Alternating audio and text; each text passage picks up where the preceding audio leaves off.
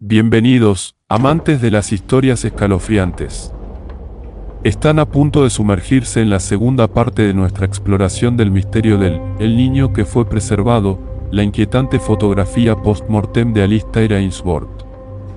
Si aún no han escuchado la primera parte, les recomiendo encarecidamente que comiencen por ella para sumergirse por completo en la atmósfera y comprender todo el horror de lo que está sucediendo. En la primera parte, descubrimos la trágica muerte de Alistair, de 7 años, en 1872, y la historia de su inconsolable madre, Serapina, quien, consumida por el dolor y poseyendo profundos conocimientos de anatomía y embalsamamiento, decidió desafiar a la propia muerte. Contrató al fotógrafo Julian Croft para crear no solo una imagen conmemorativa, sino algo que preservaría a su hijo para siempre. El resultado fue una fotografía que, durante más de un siglo, ha perturbado las mentes de los investigadores e infundido miedo en todo aquel que se atreve a mirarla. Nos quedamos en el momento en que la fotografía fue tomada, pero ni siquiera sospechábamos que lo más aterrador aún estaba por venir. Lo que están a punto de escuchar es la continuación de la pesadilla capturada en esa antigua placa fotográfica. Una historia de cómo los ojos muertos comenzaron a abrirse. Junio de 1873.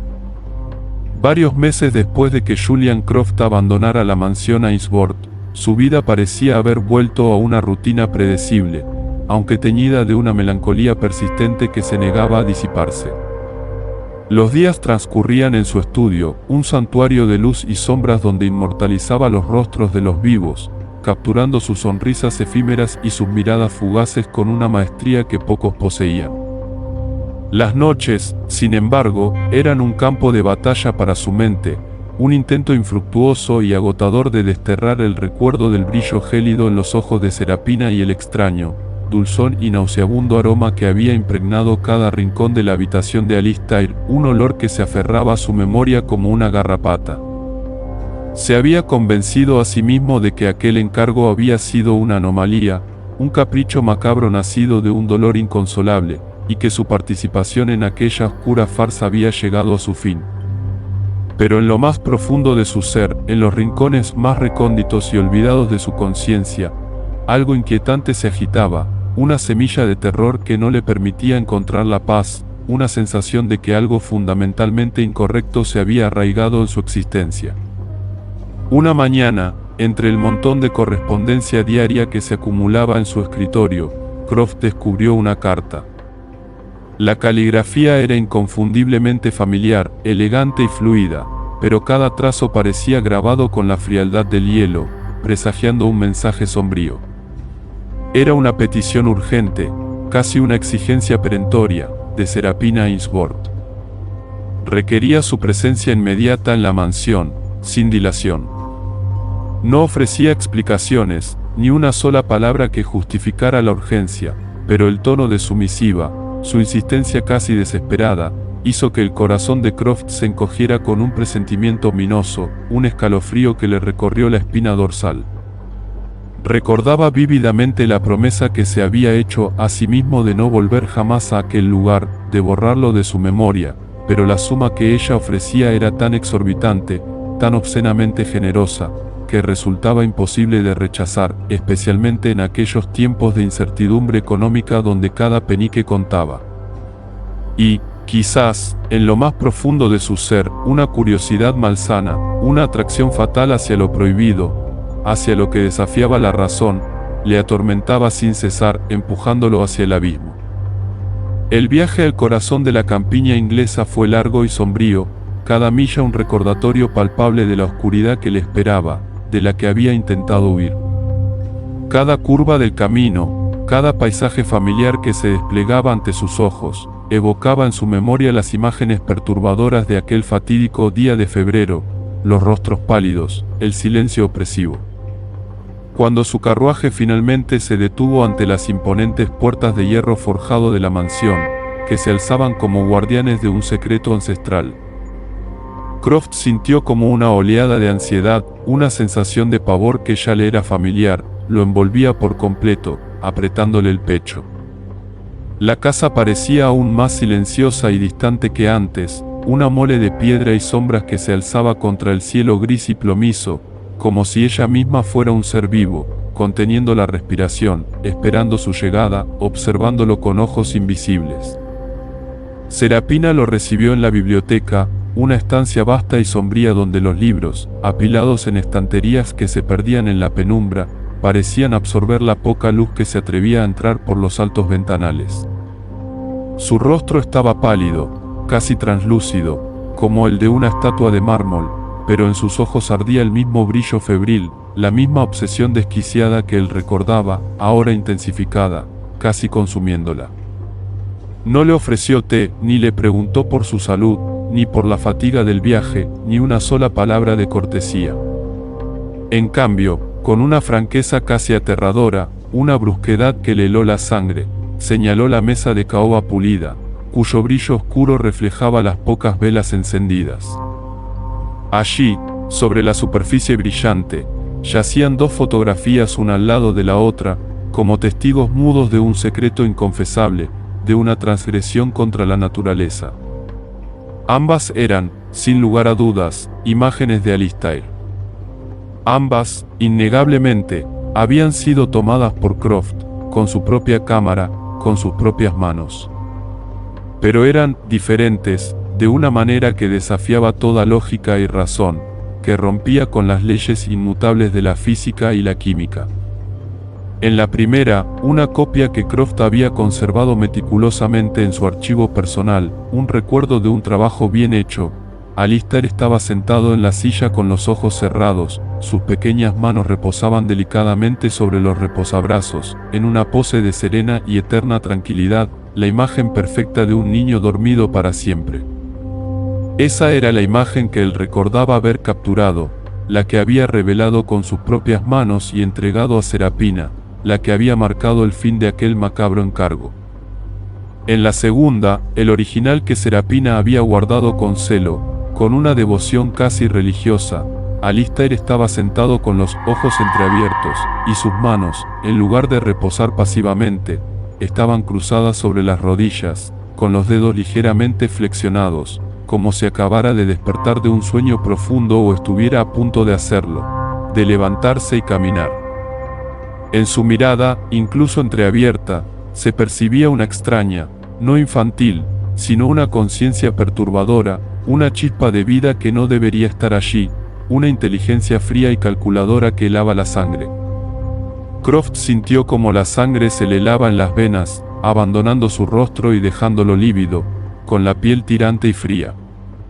Se acercó, sus dedos temblaban incontrolablemente mientras tomaba ambas fotografías, comparándolas con una desesperación creciente. Esto es imposible, susurró, su voz apenas un hilo de sonido, ahogada por el asombro y el miedo que lo atenazaban.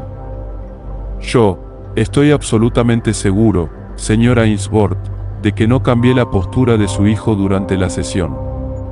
Y los ojos estaban cerrados. Lo recuerdo con una claridad absoluta, como si hubiera sido ayer. Serapina lo miró con una sonrisa fría, casi triunfante, una expresión que no auguraba nada bueno, que prometía solo más oscuridad. Cambió la postura de mi hijo durante la sesión, repitió, su voz era baja pero penetrante, como el filo de una navaja que se desliza por la piel. No, señora Ainsworth. Estoy absolutamente seguro, entonces explíqueme, señor Croft, cómo su fotografía y la mía muestran cosas tan radicalmente diferentes, tan diametralmente opuestas. ¿Acaso su memoria le falla, o es que la realidad misma se ha doblegado? Croft examinó ambas fotografías con una intensidad febril, sus ojos escudriñando cada detalle, cada sombra, cada píxel. Su mente se aferraba desesperadamente a la lógica, a los principios científicos de la fotografía que él dominaba con maestría, buscando una explicación racional, un resquicio de cordura. Una fotografía, se decía a sí mismo, es una huella química inmutable. Un registro permanente de un instante congelado en el tiempo. No puede, bajo ninguna circunstancia, cambiar después de ser revelada. Es una ley inquebrantable de la física y la química, un dogma de su profesión. Pero la evidencia ante sus ojos era irrefutable, una contradicción palpable a todo lo que creía saber, a todo lo que había dedicado su vida a estudiar. 2 semanas antes, como Serapina le reveló con una calma escalofriante, los ojos de Alistair estaban completamente cerrados, sellados en el sueño eterno. Una semana antes, apareció una fina rendija, una promesa de apertura, un atisbo de lo que vendría. Hoy, estaban abiertos casi a la mitad, revelando una blancura inquietante. Y las manos, también habían alterado su posición, desafiando la inercia de la muerte, la rigidez del rigor mortis.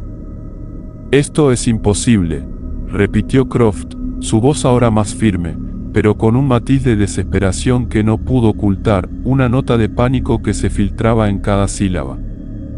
«Una fotografía es una huella química. No puede cambiar después de ser revelada. Es una ley inquebrantable de la física y la química, un principio fundamental del universo». Serapina se inclinó hacia él, sus ojos brillaban con una luz extraña, casi sobrenatural, una chispa de locura que lo hipnotizó. «Yo también lo pensé, señor Croft. Yo también me aferré a la lógica y la ciencia. Pero olvida un detalle crucial, esta no es una fotografía ordinaria. No es un simple registro de la realidad. Y Alistair, él no es solo una imagen inerte, un recuerdo congelado. Él observa. Él está presente. Él es la fotografía, y la fotografía es él». La propuesta de Serapina era, sin lugar a dudas, una locura, un pacto con lo desconocido, una invitación a la perdición, pero Croft se encontró incapaz de negarse, como si una fuerza invisible lo arrastrara. Ella le ofreció una suma sin precedentes, una fortuna que duplicaba con creces sus honorarios habituales, si aceptaba venir cada semana a la mansión y fotografiar la imagen original, documentando meticulosamente cada cambio, cada sutil alteración, cada nueva manifestación. En parte por el dinero, que podría salvar su estudio de la inminente ruina, de la bancarrota que se cernía sobre él, en parte por una curiosidad científica que luchaba ferozmente contra el miedo paralizante, contra el instinto de huir, Croft aceptó. Se sentía como una polilla atraída irremediablemente hacia la llama, un ser insignificante e impotente incapaz de resistir la atracción de este siniestro y macabro misterio, de esta oscuridad que lo llamaba. Cada semana, con el corazón latiendo con una mezcla de anticipación y terror, con una ansiedad que le carcomía las entrañas, Croft regresaba a la mansión Ainsworth. Instalaba su voluminosa cámara de trípode, un armatoste de madera y latón, ajustaba cuidadosamente la compleja iluminación para capturar cada detalle, cada matiz de la imagen, y tomaba una nueva fotografía de la imagen original. Y cada vez, sin falta, era testigo de cambios nuevos, cada uno más inquietante que el anterior, cada uno un paso más allá en el abismo de lo inexplicable, de lo sobrenatural. En agosto, los ojos de Alistair estaban abiertos un cuarto. Las pupilas no eran visibles, solo un vacío blanquecino, una pálida neblina, como si una luz tenue y fantasmal se filtrara a través de las rendijas de unas cortinas invisibles, de un velo entre mundos. Las manos ahora descansaban sobre sus rodillas, apretadas en puños diminutos, como si sostuviera algo intangible, algo que solo él podía ver, un secreto que se negaba a revelar. Para septiembre, los ojos estaban abiertos a la mitad. En las cuencas de los ojos apareció un atisbo de oscuridad, una sombra incipiente, como si las tinieblas se condensaran en las profundidades de su mirada, dándole una profundidad inquietante. La expresión de Alistair se volvió menos serena, perdiendo su inocencia infantil, y en ella apareció algo cauteloso, casi interrogante, una chispa de conciencia que no debería existir en un muerto. Parecía que estaba a punto de parpadear, de romper la ilusión de la muerte, de cobrar vida. Para octubre, los ojos estaban completamente abiertos. Pero donde deberían haber estado las pupilas. Solo había una blancura lechosa, como 2 esferas de porcelana vacías, sin vida, sin alma. Este fue el cambio más espeluznante, el más perturbador, el que le robó el aliento a Croft. Cuencas vacías que, sin embargo, parecían mirar, penetrando hasta el alma de Croft, despojándolo de su cordura, de su capacidad de razonar. Las manos ahora estaban relajadas, pero los dedos ligeramente curvados, como si acabara de soltar algo invisible, algo que había estado aprisionando, o como si estuviera a punto de agarrar algo. En noviembre, en la blancura comenzaron a manifestarse puntos oscuros, diminutos, pero inconfundibles, pupilas incipientes. Eran tan pequeñas como cabezas de alfiler, pero su aparición era innegable, una prueba irrefutable de la transformación, de la vida que se abría paso en la muerte. Parecían agujeros negros, absorbiendo la luz y la esperanza, devorando la realidad. La expresión de Alistair ahora no era solo consciente, sino algo, depredadora, una mueca sutil que lava la sangre, una promesa de maldad. En el fondo, en el espejo que reflejaba la habitación, Croft notó un reflejo apenas perceptible, una figura distorsionada que no le pertenecía ni a él ni a Serapina, una presencia fantasmal que se desvanecía al menor parpadeo, jugando con su percepción. Para diciembre de 1873, los ojos estaban completamente formados. Pero no eran los ojos de un niño de 7 años. Eran ojos que miraban. Ojos que observaban, con una intensidad que trascendía el tiempo y el espacio, que penetraba en su ser. Eran oscuros, profundos, con un brillo apenas perceptible pero penetrante, una luz fría que prometía un terror incalculable, una oscuridad sin fin. No había inocencia en ellos, solo una sabiduría antigua y fría, una malicia ancestral, una crueldad inherente. La expresión de Alistair ahora era definitivamente maliciosa, con una sonrisa fina, casi invisible, que se curvaba en sus labios, una mueca de triunfo. En el fondo, en el umbral de la puerta, apareció una silueta borrosa, una forma etérea que parecía moverse, que se deslizaba cuando Croft apartaba la mirada, solo para reaparecer en su visión periférica, acechándolo. Croft llevaba un diario detallado de estos cambios, sus anotaciones se volvían cada vez más febriles, más desquiciadas, un testimonio escrito de su descenso a la locura, de su pérdida de la razón. También notaba otras transformaciones, fenómenos que no podían ser explicados por la química de la fotografía o por las leyes de la luz, que desafiaban toda explicación científica.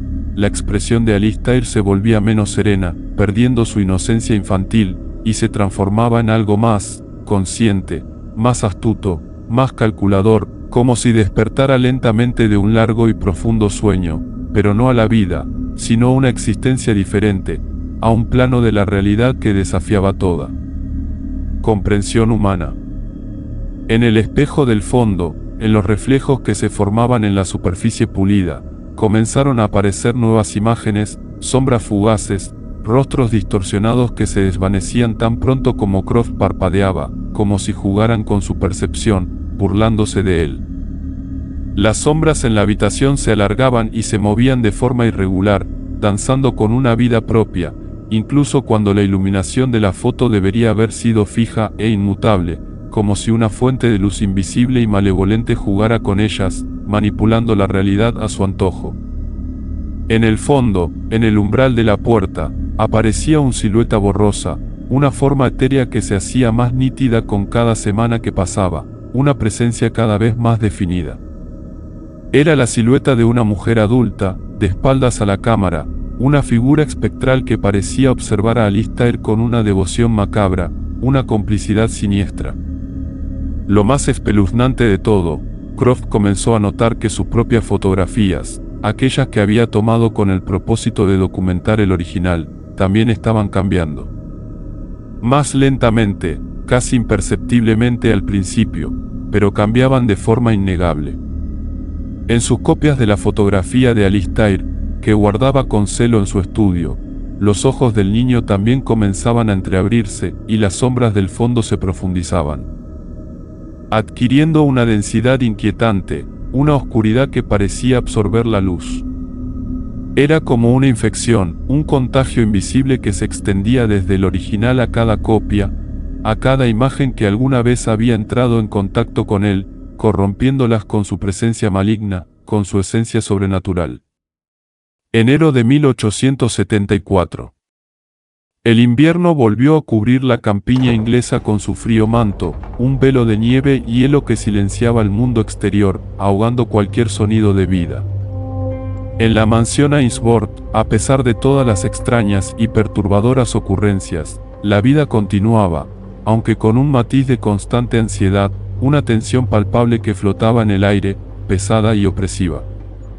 Serapina, ajena a todo lo demás, parecía completamente absorta en sus observaciones de la fotografía. Su diario estaba lleno de una letra minúscula y febril, registrando cada detalle, cada sutil cambio con una devoción casi religiosa, una obsesión que la consumía.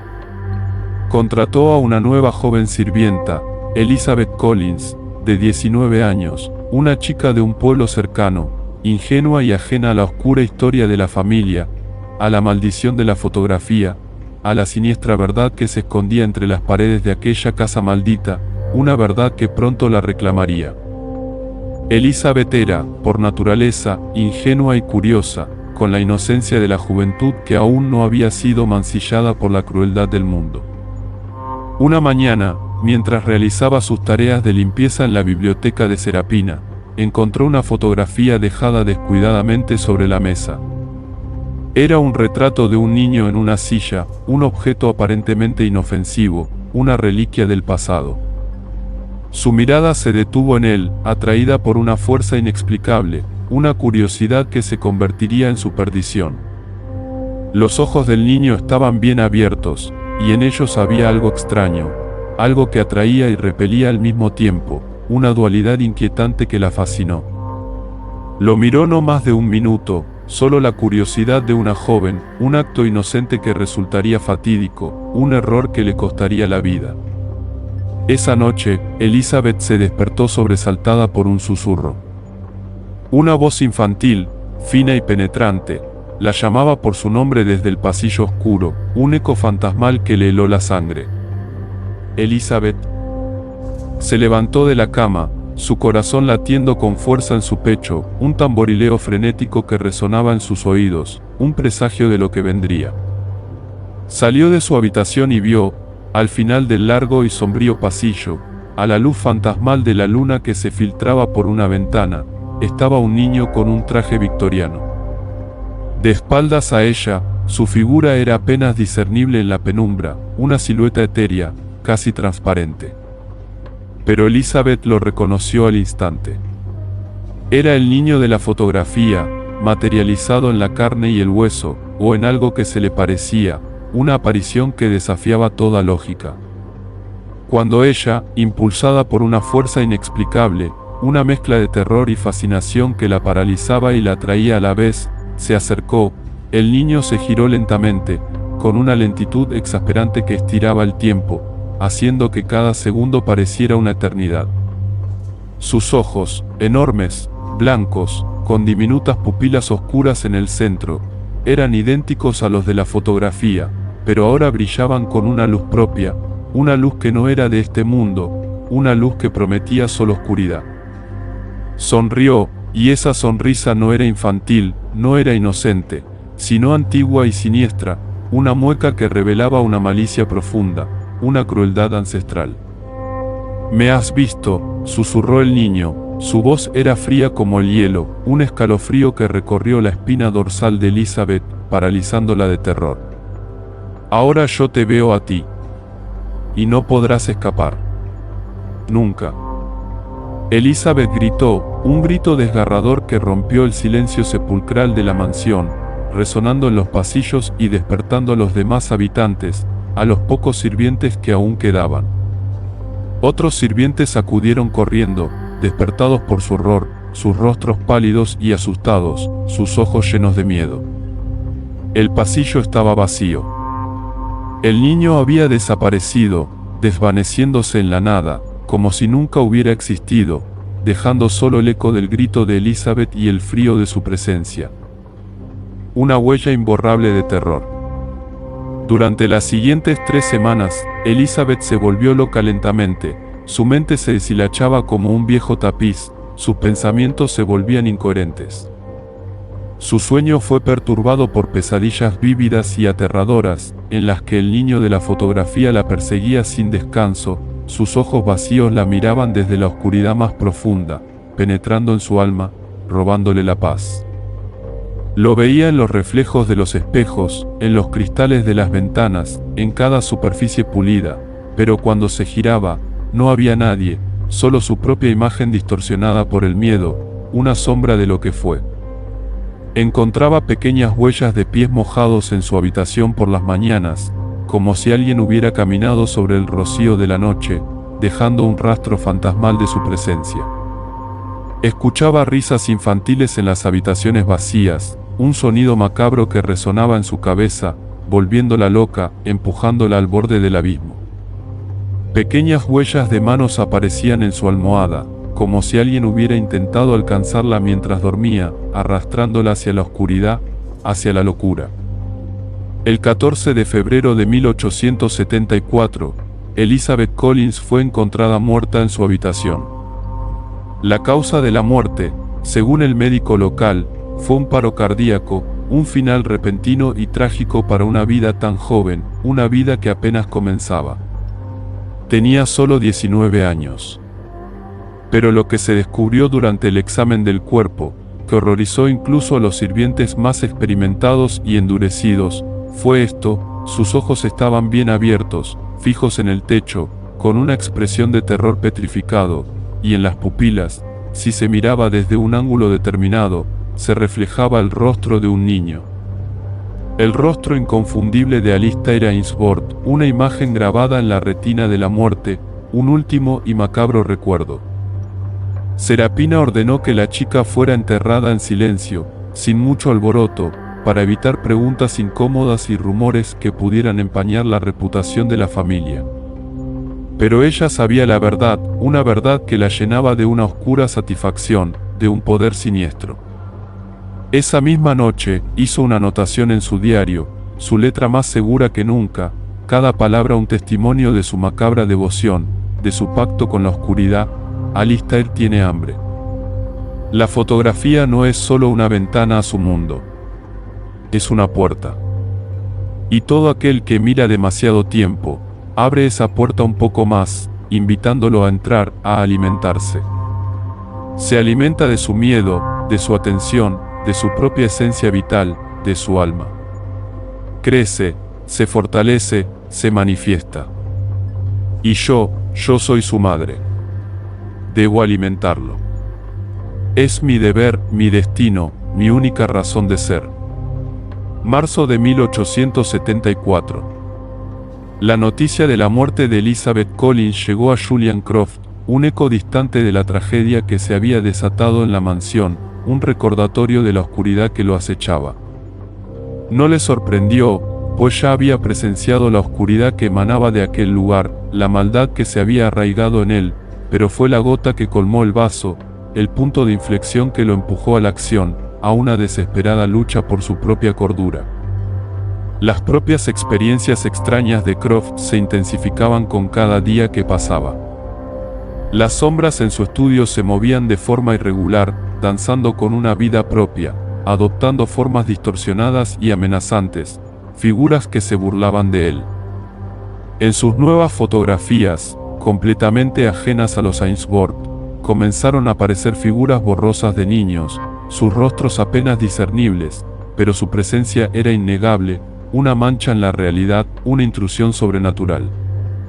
Se despertaba por la noche con la sensación de que alguien estaba de pie junto a su cama, su aliento era frío como el aliento de la tumba, y los susurros apenas audibles, palabras incomprensibles que se filtraban en su mente, volviéndolo loco. Sentía como su cordura se erosionaba lenta pero inexorablemente, como si un parásito invisible se infiltrara en su conciencia, devorándola desde dentro, robándole la razón. Croft tomó una decisión, una resolución inquebrantable nacida del terror y la desesperación, de la necesidad de sobrevivir. Tenía que destruir la fotografía. No solo el original, sino todas las copias, todos los negativos, cada vestigio de su existencia. Tenía que borrarla de la faz de la tierra, antes de que lo consumiera él mismo y el mundo entero, antes de que la oscuridad se extendiera sin control. Recogió todas sus copias y negativos que había hecho para documentar los cambios, y con una determinación sombría, con el corazón latiendo con fuerza en su pecho, se dirigió una vez más a la mansión Ainsworth, sabiendo que podría ser su última visita, su último acto de desafío. Llegó a la mansión, su resolución era más firme que nunca, forjada en el fuego del miedo y la desesperación. Exigió a Serapina que destruyera la fotografía, que pusiera fin a aquella abominación, a aquel pacto con la oscuridad. Ella se negó rotundamente, sus ojos ardían con un fuego fanático, una locura que la había consumido por completo, transformándola en una guardiana de lo macabro. «Esta cosa está matando gente», gritó Croft, su voz temblaba de rabia y miedo, al borde del colapso, al borde de la histeria. «Debe ser destruida. Es una plaga. Una maldición». Serapina lo miró con desprecio, una sonrisa cruel curvando sus labios, una mueca de triunfo. «No es una cosa, señor Croft. Es mi hijo. Y está vivo. A su manera, una forma de vida que usted no puede comprender, una existencia más allá de su limitada percepción, pero vivo». «Su hijo está muerto», replicó Croft, su voz se quebró, al borde de las lágrimas, al borde de la desesperación. Esto es otra cosa. Algo maligno. Una abominación. Un demonio». Serapina sonrió, su sonrisa era fría y aterradora, una máscara de locura que revelaba su verdadera naturaleza. «Está muerto solo si yo le permito morir por completo. Y no lo haré. Es mío.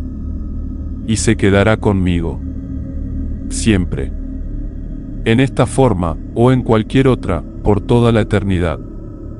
Croft abandonó la mansión, su corazón lleno de una desesperación abrumadora, un vacío que lo consumía, un abismo que se abría bajo sus pies. Comprendió que Serapina estaba perdida, irrecuperable, que se había convertido en una parte intrínseca de aquel, una guardiana de la oscuridad, una sacerdotisa de lo macabro. Tenía que actuar por su cuenta, sin ayuda, sin esperanza, solo con su propia voluntad. Tenía un negativo, la placa fotográfica original de la que se habían hecho todas las copias. Si la destruía, si lograba borrarla de la existencia, si la reducía a cenizas, quizás, solo quizás, podría detener la propagación de este mal, de esta maldición que amenazaba con engullir el mundo, con corromper toda la realidad. Esa noche, Croft encendió un fuego rugiente en la chimenea de su estudio. Las llamas danzaban con una vida propia, proyectando sombras siniestras y grotescas en las paredes, figuras que parecían cobrar vida propia, burlándose de él. Sacó el negativo del almacén, sus manos temblaban incontrolablemente, un temblor que no podía reprimir, un signo de su terror. Lo sostuvo sobre el fuego, el calor irradiando en sus dedos, quemándole la piel, preparándose para arrojarlo a las llamas, para poner fin a todo, de una vez por todas, para purificar el mundo de aquella abominación. Y el negativo, lo miró. Con una intensidad que trascendía la realidad, con una presencia que helaba la sangre, con una inteligencia que no era de este mundo. En la imagen invertida, un mundo al revés, una realidad distorsionada, los ojos blancos se volvieron negros, las pupilas negras se volvieron blancas, un contraste macabro que lo hipnotizó, que lo atrapó en su mirada. Alistair, o lo que fuera que habitaba su imagen, miró directamente a Croft, sus ojos fijos en los suyos, penetrando en su alma. Y sus labios se movieron, formando palabras silenciosas, un mensaje mudo que se grabó en la mente de Croft, un eco que resonaría por siempre. No pudo distinguir las palabras exactas, pero sintió su significado, una comprensión visceral que lo paralizó, que le robó el aliento. Una amenaza. Una promesa. Una advertencia. Su mano tembló incontrolablemente sobre el fuego, incapaz de soltar el negativo. Algo lo detuvo. No el miedo, no solo el miedo. Algo más fundamental, algo que iba más allá de su comprensión, más allá de la razón. Como si su mano ya no le obedeciera, como si una fuerza invisible y malevolente hubiera encadenado su voluntad, impidiéndole actuar, condenándolo. El negativo se le escapó de los dedos, resbalando de su agarre inerte, de sus manos sudorosas. Pero no cayó al fuego, no se consumió en las llamas purificadoras. Cayó al suelo, sobre la suave alfombra persa, sin romperse, sin sufrir daño alguno, como si estuviera protegido por una fuerza invisible. Y Croft escuchó una risa infantil detrás de él. Una risa fría, penetrante, que resonó en su cabeza, un eco macabro que lo persiguió hasta el borde de la locura, hasta el fin de sus días. Abril de 1874. Croft regresó con Serapina, un hombre roto, su voluntad aplastada, su espíritu quebrado, su alma mancillada. Se rindió, entregando el negativo, todas sus copias, todo lo que tenía, todo lo que lo conectaba con Alistair, con aquella oscuridad. Serapina los aceptó con una sonrisa triunfante, una expresión de oscura victoria, de poder absoluto.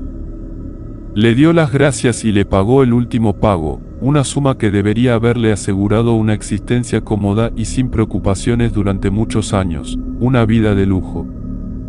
También le dio un consejo, su voz era baja, pero en ella resonaba una amenaza apenas disimulada, un aviso escalofriante que se grabó en la mente de Croft: no mire las fotografías más de lo necesario, señor Croft. No piense en Alistair antes de dormir. Y lo más importante, no intente destruir su imagen de nuevo. No perdonará una segunda vez. Él es muy celoso. Y su celo es insaciable, un abismo sin fondo.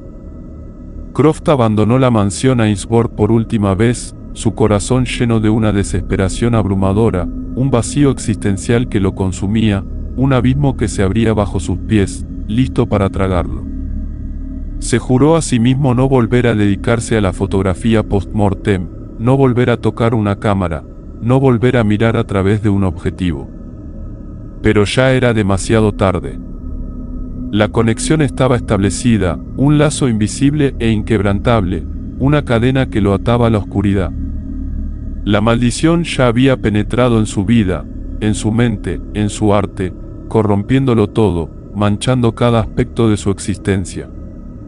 Semanas después, Croft intentó volver a la vida normal, a la rutina de su estudio, revelando retratos ordinarios para sus clientes, familias felices, niños riendo, parejas enamoradas, escenas de la vida cotidiana que antes le parecían tan reconfortantes. Cuando sacó las fotografías de los químicos, la sangre se le heló en las venas, un escalofrío que recorrió todo su cuerpo, un terror que lo paralizó. En cada fotografía, un retrato familiar, una boda, una fiesta infantil, en algún lugar del fondo, apenas discernible, como una mancha en la realidad, como una sombra que se negaba a desaparecer, estaba un niño en un traje victoriano. Con los ojos bien abiertos, fijos en el observador, penetrando en su alma. Mirando directamente a la cámara. Su mirada era fría, penetrante, llena de una sabiduría antigua y una malicia insondable, una crueldad que trascendía el tiempo. Estaba en todas partes. Miraba a todos. Esperaba. Y Croft sabía que nunca, jamás, podría escapar de sus ojos, de su presencia, de su maldición. Estaba condenado a ser el testigo eterno de la mirada de Alistair, un prisionero de la imagen, un esclavo de la oscuridad que él mismo había ayudado a liberar. Y en cada parpadeo, en cada sombra, en cada reflejo, los ojos de Alistair lo esperaban, siempre abiertos, siempre vigilantes, siempre hambrientos. Gracias por escuchar nuestra historia. No olvides suscribirte, activar la campana, darle like y compartir este video. Explora nuestras otras crónicas y sigue descubriendo los terrores olvidados del pasado.